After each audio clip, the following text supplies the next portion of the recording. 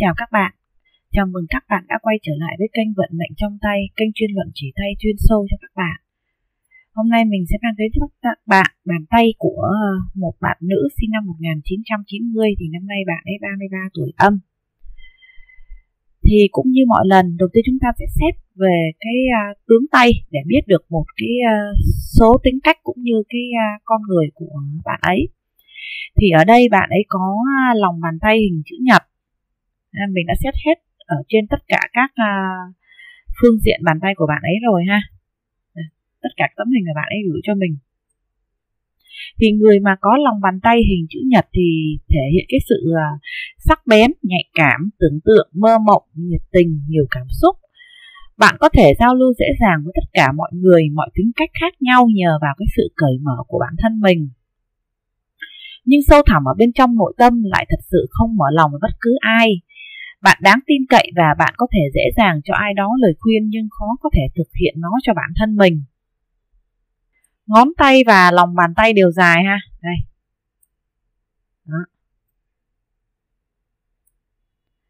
Thì thể hiện bạn thích suy ngẫm, đối xử thân thiết với mọi người, dễ được mọi người quý mến, có hoài bão lớn, song đôi khi lại quá câu nệ tiểu tiết, thiếu cái sự quyết đoán. Đầu ngón tay nhọn ha. Đó. Thì chủ cái tính cách của bạn khá là kỹ càng, gọn gàng và chi ly mọi việc. Ngón tay dễ uốn cong, ngón tay của bạn ấy nó dễ uốn cong ra đằng sau á. Thì thể hiện bạn dễ thích nghi, tuy nhiên lại hay đổi ý và khá là hào phóng. Ngón tay cái to dài đủ tiêu chuẩn. Ở đây bạn ấy có một cái ngón tay cái rất là đặc biệt này. Các bạn có nhìn thấy không? Thì nếu mà ngón tay cái to mà nữ mà có cái ngón tay to mà dài đủ tiêu chuẩn như này này, nó còn cao hơn cái mức tiêu chuẩn là 10/10 nữa, thì thể hiện phải nói là bạn này rất là có cái lý trí, có cái nghị lực, có cái lòng can đảm, trí tuệ, suy nghĩ sâu sắc, tính cách cởi mở, độc lập và rất là phóng khoáng. Có nghị lực vươn lên và rất là dễ thích ứng với xã hội. Và đặc biệt đây là bạn ấy có này, 4 lóng nha. Đó. Rất hiếm khi có người nào có 4 lóng nha. Mình đã xem rất là nhiều người, nhưng mà cái người 4 lóng thì bạn này là cái người thứ hai mình coi nha. Đó. Thì đối với người mà có cái ngón tay cái 4 lóng á, thì nó sẽ thể hiện cái ý nghĩa là bạn này sẽ có cái sự nổi bật hơn người đối với những cái người xung quanh á, ở một trong cái lĩnh vực nào đó. Tuy nhiên cái sự nổi bật này thì nó cũng sẽ có hai cái mặt ý nghĩa. Một là nổi bật tốt, hoặc là có thể nổi bật theo chiều hướng ngược lại ha. Ví dụ như bạn có cái năng khiếu về một cái lĩnh vực nào đó, giống như mình đi, mình có năng khiếu về cái lĩnh vực tâm linh đi, nhưng mà ví dụ như một người khác người ta có 4 lóng nhưng mà người ta lại có những cái năng khiếu nổi trội như ví dụ như cờ bạc chẳng hạn ha, thì đó cũng gọi là một treo cái chiều hướng xấu, không có tốt. Đốt thứ hai của ngón giữa dài hơn đốt thứ nhất đây. Này, đốt thứ hai đây ha. Đó. Nó cũng thể hiện rằng bạn này có cái đặc tài, có năng khiếu về một cái công việc nào đó, và nếu bạn làm về cái công việc đó thì bạn sẽ dễ thành công. Ngoài ra, cái đốt thứ hai này mà nó dài hơn cái đốt thứ nhất nhiều quá thì nó cũng sẽ thể hiện bạn này là sống khá là cảm xúc, dễ bị cái tình cảm chi phối, và trong tình cảm thường là yếu đuối. Ngón trỏ, đây, ngón trỏ của bạn ấy ha, đã dài đủ cái độ tiêu chuẩn ha, ở giữa cái ngón giữa này. Thì thể hiện bạn ấy có năng lực chỉ huy lãnh đạo khá là tốt. Nhược điểm là cái ngón này nó quá là nghiêng này. Đấy, mình đã so sánh cả cái tay trái và tay phải của bạn ấy luôn, thì thể hiện rằng cái lập trường của bạn ấy không có vững, rất là dễ bị lung lay, thiếu chủ kiến, dễ hành động theo bản năng ha. Ví dụ khi bạn quyết định một vấn đề gì đó mà có người này mà người kia mà nói ra nói vô thì bạn rất là dễ thay đổi cái suy nghĩ ban đầu của bản thân mình á. Đốt thứ hai ngón trỏ mập mạp này. Đây.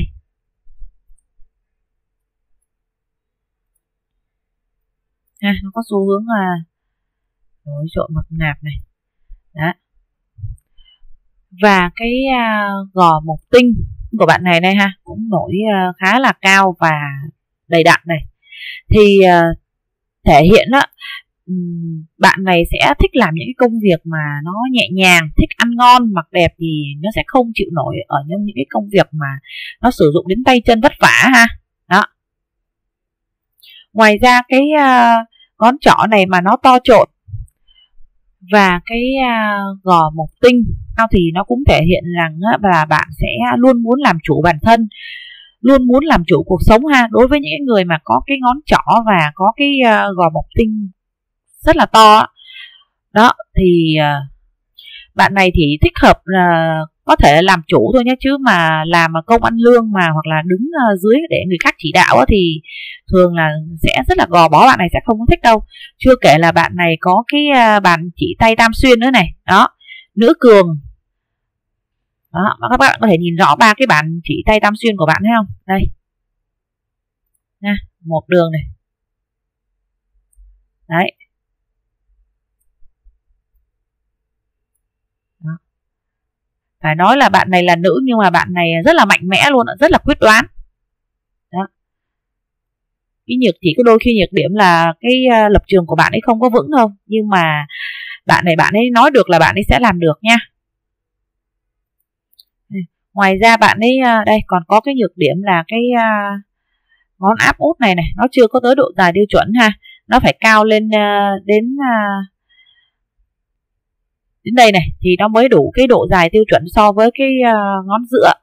Đó, mà cái ngón áp út mà nó chưa có đủ độ dài tiêu chuẩn như vậy thì nó cũng thể hiện rằng là bản thân của bạn ấy sẽ thiếu cái sự tầm nhìn xa trông rộng khi mà quyết định một vấn đề đi chẳng hạn ha.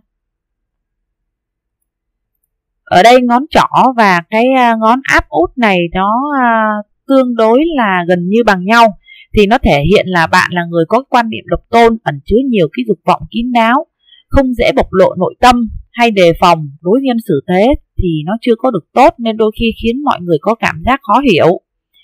Ngón út ngắn hơn tiêu chuẩn này. Đó. Thì chủ bạn sống chan hòa, tốt bụng, khá là nhút nhát, ít nói, thường ít bộc lộ tính cách ra bên ngoài, rất là dễ khép mình, tỏ ra khó gần nhưng thực ra nội tâm dữ dội. Hiếm khi tham gia các hoạt động bên ngoài tập thể nên đối với người mới quen thì họ sẽ nghĩ bạn khá là dè dặt và khó gần. Chính cái sự rụt rè và e ngại thì đôi khi sẽ khiến bạn mất đi nhiều cái cơ hội của cuộc đời. Bạn đặt kỳ vọng rất cao vào những cái người bạn tin tưởng, nhưng mà khi không được đáp ứng thì bạn sẽ không giấu nổi cái sự thất vọng của mình.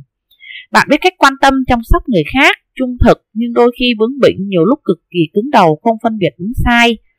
Trong tình yêu thì nồng nàn, sôi nổi, sẵn lòng làm mọi việc vì người mình thương. Nhưng quá nhẫn nhịn, chịu đè nén thì nên trong cái cuộc sống thường nó sẽ không có được thoải mái, thành ra chuyện hôn nhân cũng vì thế mà nó khó hạnh phúc. Khe hở giữa ngón trỏ đây và cái ngón giữa thể hiện không muốn bị quy luật ràng buộc, tư tưởng tự do, mạnh mẽ, không thích bị người khác can thiệp hay phê bình ha. Đó là cái đôi nét về cái phần tướng tay của bạn này ha. Đó, thì tiếp tục thì mình sẽ xét tiếp vào cái sự nghiệp cũng như cái phần tài lộc của bạn ấy ha. Ở đây để mình chuyển qua cái bức hình bạn ấy chụp sát cái lòng bàn tay thì nó sẽ dễ xem hơn. Đây. Đó. Ở đây mấy cái nốt ruồi này là bạn ấy tự xăm nha, nên mình sẽ không có tính, không có luận vô cái bài luận ha. Đối với mình, khi nào mà tất cả những dấu hiệu trên bàn tay mà nó thuộc cái sự tự nhiên thì nó mới tốt nha. Còn tất cả những cái gì mà nó đều là cái sự nhân tạo ra thì nó không có tốt. Thì cũng giống như tất cả những cái bài luận chỉ tay khác mình cũng đã từng nói với các bạn rồi. Đó. Tạo hóa sinh ra con người ở cái kiếp này thứ nhất là để hưởng phước của cái bản thân mình tu tập từ kiếp trước. Cái thứ hai là cũng là để trả cái nghiệp của bản thân mình đã gây ra dù kiếp này hay kiếp trước.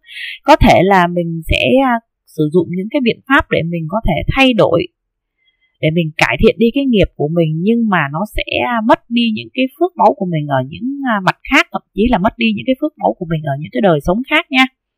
Đó, nên mình thì mình không có ủng hộ những cái vấn đề mà can thiệp nha. Đó, có thể là mình chăm sóc này nọ để cho mình xinh đẹp ra hơn thôi thì được, hoặc là mình tu tâm thôi. Đó.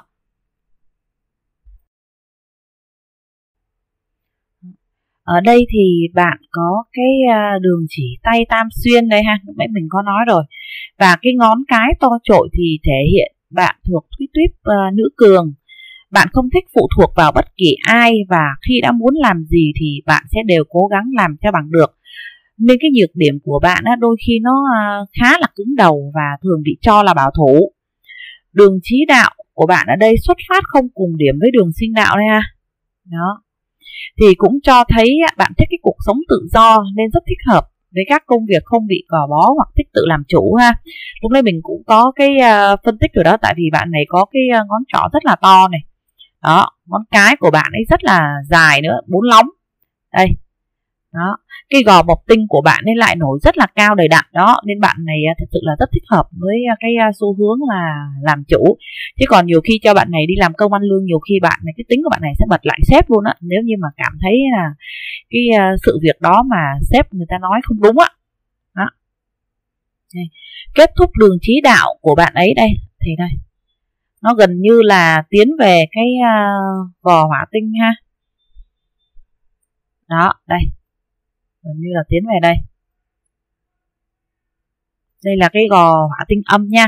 Thì người nào mà có cái đường chí đạo nó tiến về cái gò hỏa tinh âm này, thứ nhất á, là nó sẽ cho thấy cái người này, thứ nhất là cái tính tình của người ta khá là thẳng thắn và nó cương trực, người ta nghĩ gì người ta nói đấy. Cái thứ hai á, là cũng thể hiện là người ta rất là suy nghĩ rất là thực tế nha. Đó, người ta ít khi ta tưởng tượng xa vời lắm, cái gì người ta cũng khá là thực tế. Cái thứ ba là người nào mà có cái đường chí đạo mà nó kết thúc tại cái gò hỏa tinh âm á, thì người ta sẽ làm về những cái ngành nghề mà nó liên quan đến phần kỹ thuật á, tức là sử dụng cái sự kỹ thuật mà để người ta làm việc á, đòi hỏi cái tính chuyên môn cao á, thì người ta sẽ rất là dễ thành công ha. Đó. Đây ha, mình đã vẽ xong tất cả những cái đường mà nó liên quan đến cái sự nghiệp cũng như cái con đường tài lộc của bạn ấy. Thì ở đây cái con đường mà cái đường chỉ mà màu xanh lá cây này đấy, cái này là đường ngọc trụ nha. Đó, cũng thể hiện cái sự nghiệp và cái cuộc đời của bạn ấy. Cái đường màu xanh dương này là nó sẽ thể hiện cái công việc đi suốt cả cái cuộc đời của bạn ấy. Cái đường màu đỏ này là nó sẽ thể hiện cái công danh địa vị cũng như cái tiền tài của bạn ấy. Cái đường màu cam này là cái sự may mắn này, hoặc là cũng là cái đường tiền của bạn ấy á. Đó. Những cái đường màu đen này thì mọi người cũng hay xem clip biết rồi ha, là những cái sự trở ngại trong cái sự nghiệp cũng như về cái con đường mà tài lộc của bạn ấy ha. Cái đường màu vàng này là cái con đường đi xa này. Đó, đi xa xuất ngoại này. Đó. Coi còn một số đường nữa thì ở đây thì mình để mình vẽ nốt ha. Đây, những cái đường mà có theo hướng ngầm đây này là những cái đường cũng là những cái đường không tốt ha, những cái đường mà dạng giống như là đường phản kháng á. Đó. Đây để trên cái gò mộc tinh của bạn ấy đây. Bạn ấy rất là xuất hiện rất là nhiều những cái đường thẳng lên, hướng lên rất là tốt này. Đấy, thể hiện đó là trong cuộc sống bạn ấy có rất là nhiều những cái hy vọng, những cái hoài bão đâu vâng. Đó. Nhưng mà ở đây đáng tiếc là nó lại bị khá là nhiều những cái đường nó cắt ngang qua ha. Đó. Thì cũng chứng tỏ rằng bạn ấy ôm nhiều hy vọng mà cũng thất vọng khá là nhiều luôn á. Đó.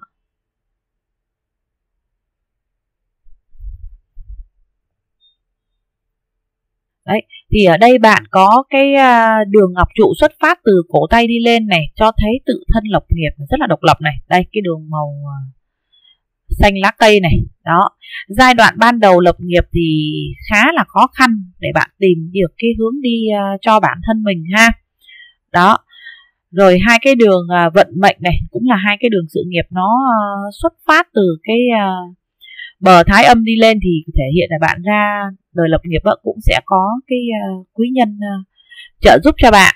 Thì cái công việc chính số 1 của bạn bắt đầu từ những cái giai đoạn 24, 25.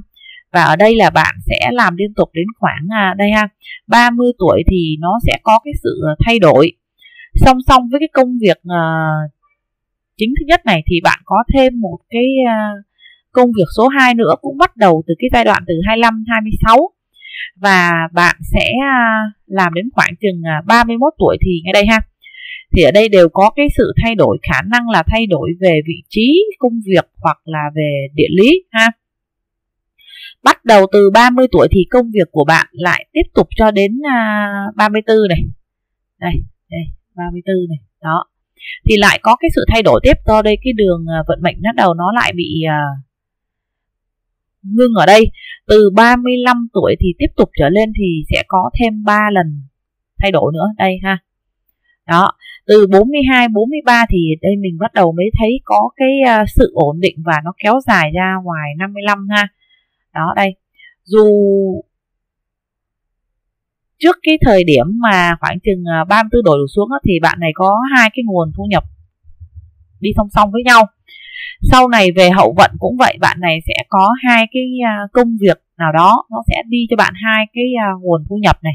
Đó ha, ở bên đây nó cũng thể hiện như vậy này. Đó, tầm 30, 31 tuổi thì mình thấy ở đây có khả năng là bạn đầu tư thêm một cái công việc gì đó nữa, nhưng mà mình thấy là nó khá lấp bênh. Thì chỉ khoảng đến 33, 34 tuổi là bạn sẽ ngừng, do cái đường này nó khá là mờ. Thì mình vẫn khuyên là bạn nên tập trung vào cái công việc chính thì nó vẫn sẽ là tốt hơn. Thì tóm lại ở đây bạn này rất là năng động, kiếm tiền giỏi, có nhiều cái nguồn thu nhập một lúc. Cung quan lộc nổi cao này. Đây, cái cung quan lộc của bạn đấy đây ha. Mình vẽ bằng cái màu khác cho mọi người dễ nhìn thấy đây, cung quan lộc của bạn này. Người mà có cái cung quan lộc nổi cao này này, mà người ta còn có cái đường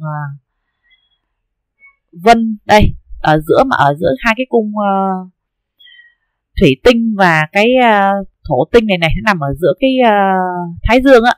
Thì nếu mà bạn theo cái về kinh doanh á, thì bạn rất là có lộc lá nha. Đó, từ 38 tuổi trở lên á, thì cái tài lộc sẽ càng ngày càng khá. Hậu vận lúc nào thì cũng có từ hai nguồn thu nhập trở lên ha. Đó, cái này thì mình có nói rồi. Và cái tay này của bạn ấy hết tiền thì sẽ tự động có tiền lại nha. Đó. Tầm 39, 45 thì sẽ có những cái thành công hoặc là những cái tài lộc khá là lớn. Đây.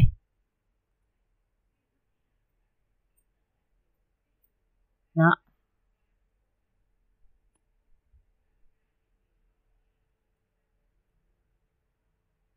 Thì từ giai đoạn 30 cho đến 37 thì cái tài lộc nó không được tốt do cái đường tài vận mất này. Đây này. Đó, ngay cái đoạn này này, bạn ấy có cái sự thay đổi về công việc thì ở ngay trong cái giai đoạn này từ 30 cho đến 37 thì cái nguồn tài lộc của bạn ấy cũng không tốt nha. Đó, do những cái đường này nó rất là mờ, nó bị mình vẽ những cái đường đứt này này là thể hiện là những cái đường này nó rất là mờ nha. Đó. Nên ở đây thì bạn cũng nên hạn chế đầu tư hoặc là làm cái việc lớn. Ngoài ra thì cần chú ý thêm về vấn đề pháp luật, pháp lý thì rất là dễ dính đến kiện tụng nha. Đây ha, bắt đầu nó hình thành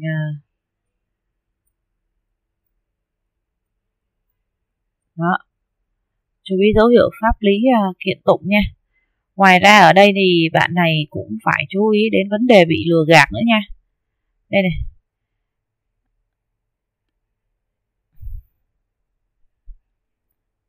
có thể là cho người thân mượn tiền rồi không đòi lại được á. Đó, chú ý vấn đề này nữa nha. Đó,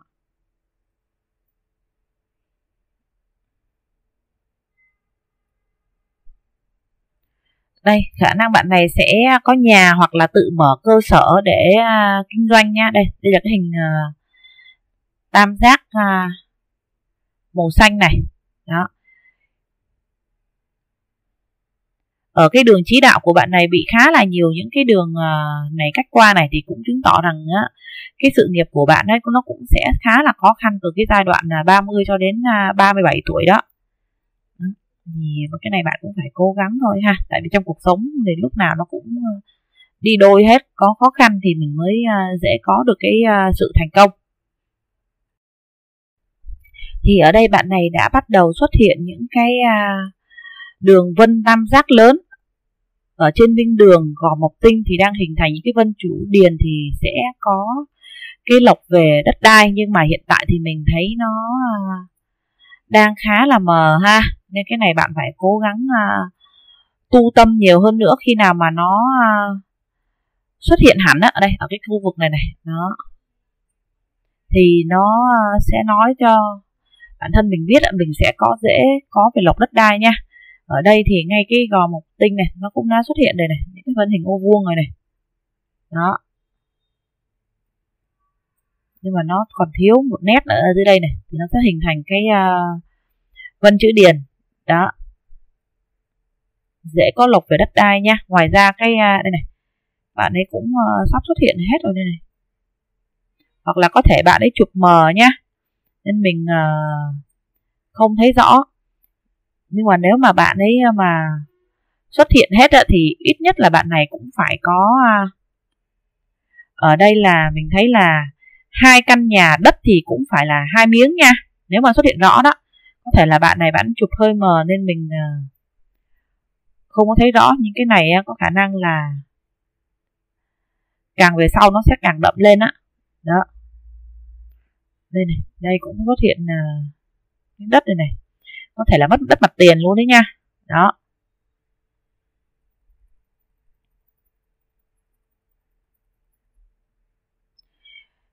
Thì như lúc nãy mình có nói ở đây thì bạn có cái đường vân đi xa này. Đấy, nếu mà mình có vẽ này thì mình vẽ lại lần nữa nha, tại bạn cũng này hỏi là bạn ấy có cái đường xuất ngoại hay không. Thì ở đây bạn có cái đường vân đi xa này. Đấy, thì thể hiện bạn cũng có cái dễ có cái số đi xa xuất ngoại. Tuy nhiên cái đường này này nó không có được liền mạch, thì nó thể hiện rằng cái sự đi xa của bạn ấy đang còn có cái sự cản trở ha, nó chưa có được cái sự thuận lợi, thì đi xa nó sẽ không có là tốt. Khi nào mà những cái đường này mà nó có biểu hiện là nó liền mạch mà nó không có rời nhau như vậy ra nữa thì nó mới thuận nhá. Tam giác ở trên gò thái âm thì cũng thể hiện rằng bạn dễ có những cái khoản lộc lá bất ngờ nhá. Đây này đó.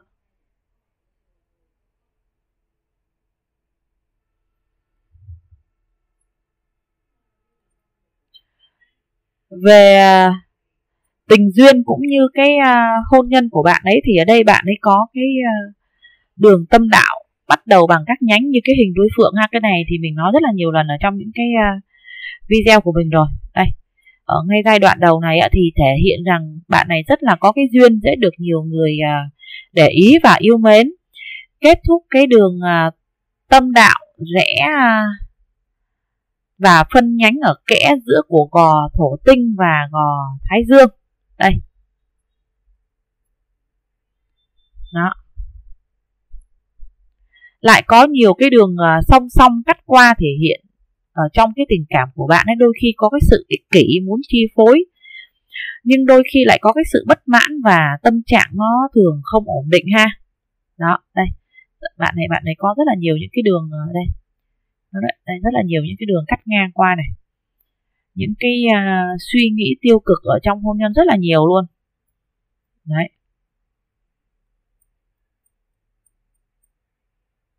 nó cắt qua liên tục. Là thứ nhất là nó sẽ nói về cái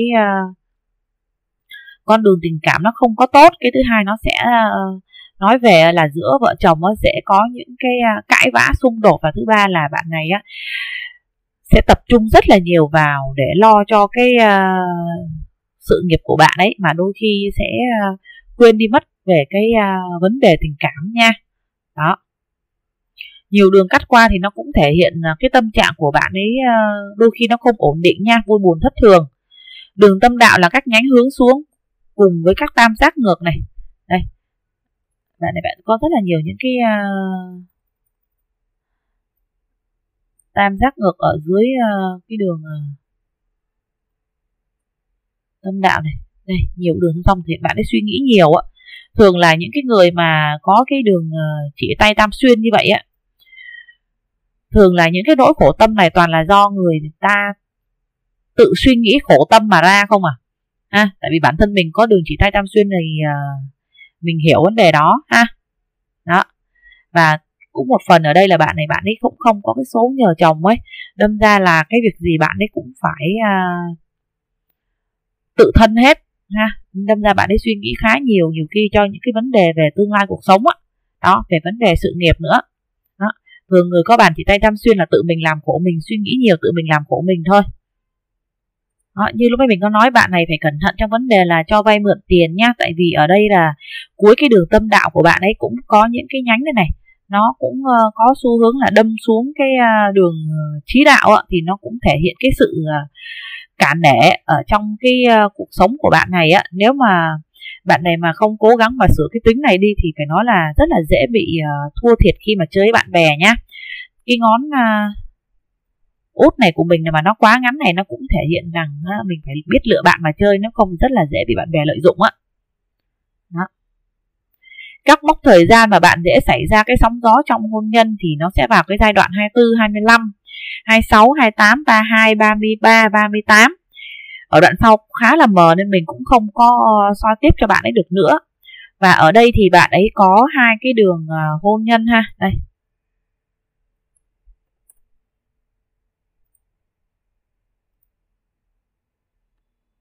Đây.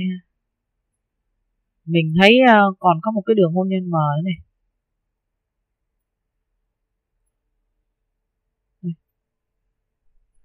Đây có một nhánh mờ nữa này. Đó.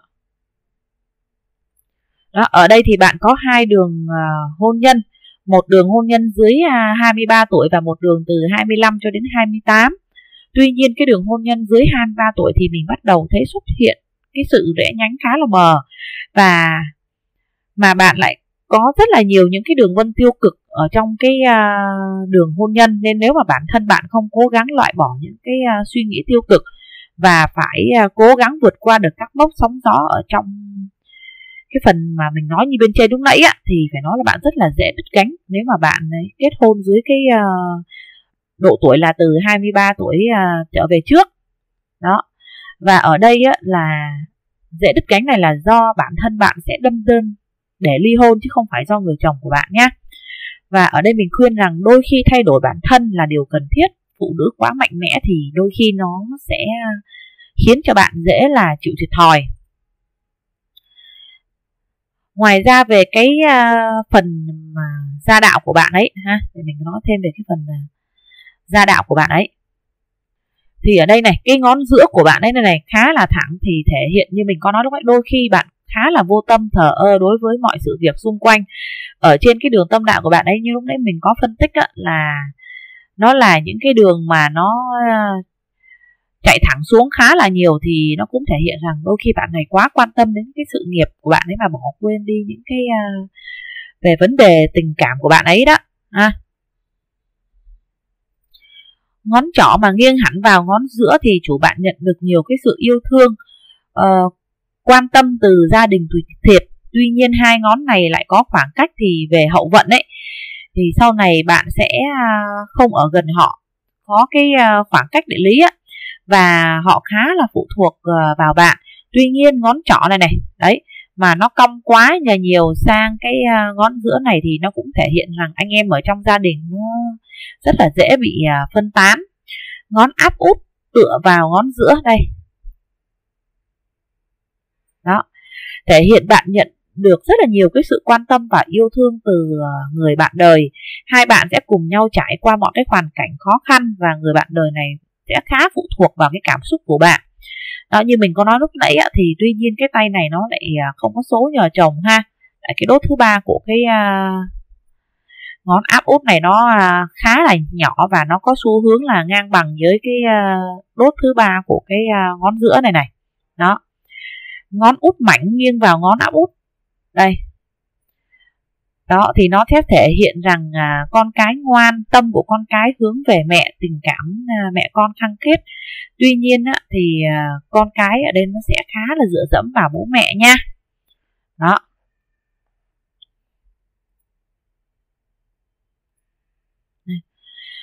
Về cái sức khỏe của bạn ấy thì ở đây bạn ấy có cái đường chỉ bản rất là nông, nhòe, thì nó sẽ thể hiện cái sức khỏe cũng như cái thể chất của bạn ấy nó chưa thật sự tốt. Cần chú ý các dấu hiệu bệnh liên quan, thì ở đây mình đặc biệt là thứ nhất là các dấu hiệu mà liên quan bệnh về phụ nữ này ha. Đây, do cái đường sinh nạo của bạn ấy nó lại kết thúc ở đấy, gò địa này. Đó, rất là dễ có những cái vấn đề mà nó liên quan đến bệnh phụ nữ này. Đó.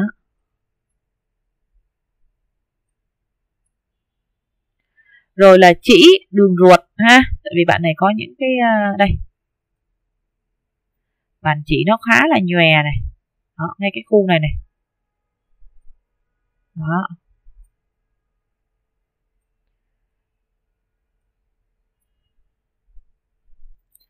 Ngoài ra ở đây còn có liên quan đến vấn đề hệ hô hấp này, phổi này, triệu chứng viêm túi mật hoặc là sỏi mật này.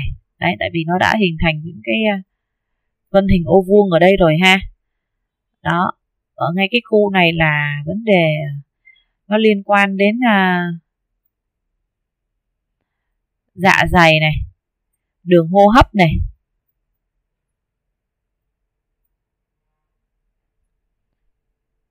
phổi này. Đó.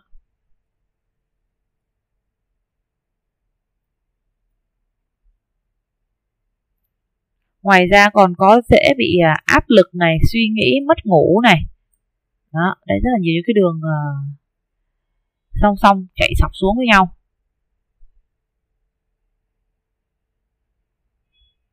Ngoài ra thì còn có các dấu hiệu của liên quan đến vấn đề và thiếu máu, huyết áp này. Nếu bạn không cố gắng mà kiểm soát lại cái tình hình sức khỏe thì sau này rất là dễ còn liên quan đến vấn đề tim mạch thì mình thấy đang bắt đầu hình thành nha. Đó. Và ở đây các nạn và những cái sóng gió mà bạn phải trải qua trong cuộc đời thì ở đây có các nạn này, những cái trở ngại này, khó khăn hoặc là những cái nguy hiểm, tai nạn bất ngờ nhưng may mắn qua khỏi ha. Thì đó là tất cả những cái nạn mà bạn phải trải qua ở trong cuộc sống. Thì ở đây là từ đây, cái giai đoạn đầu của bạn này, đây, kỹ không đây, giai đầu của bạn ấy là rất là nhiều những cái đường cắt phá này. Đó, thì giai đoạn là từ 4 tuổi cho đến 5 tuổi này, rất là nhiều. 6 tuổi này, 8 đến 9 tuổi này, 12, 13 này. Đó, hầu hết là vấn đề này nó ảnh hưởng liên quan đến sức khỏe nha. Đó, có nhiều người mình nói thì không có nhớ đâu, hoặc là người nhà của bạn ấy cũng không có nhớ đâu, nhưng mà có những cái người ta nhớ rất là dai, nhưng rất là lâu á. Khi mình nói cái là người ta xác nhận là đúng hết nha. Đó, 12, 13 này, rồi 15, 16, 20, 24, 26. Đây này. Đấy, rất là nhiều những cái nạn mà ri này. Đó, 27, 34, 40, 55, 58, 65 và 66 nha. Đây, những cái giai đoạn này bắn ra nữa này. Đó, nếu để càng ngày nó càng bắn ra nhiều thì nó sẽ không có tốt nha. Cái này là bạn phải cố gắng tu tâm vào thật nhiều nữa. Tại vì ở đây mình thấy cái đường vân âm thức của bạn ấy nó cũng không có được rõ ràng đâu. Đó, đường vân âm đức mà nó không rõ ràng thì nó cũng chắc không che chở cho bạn này được nhiều cái nạn ở trong cuộc sống đâu nha. Đó, phải cố gắng tu tâm, kêu cầu gia tiên nhiều nữa vào.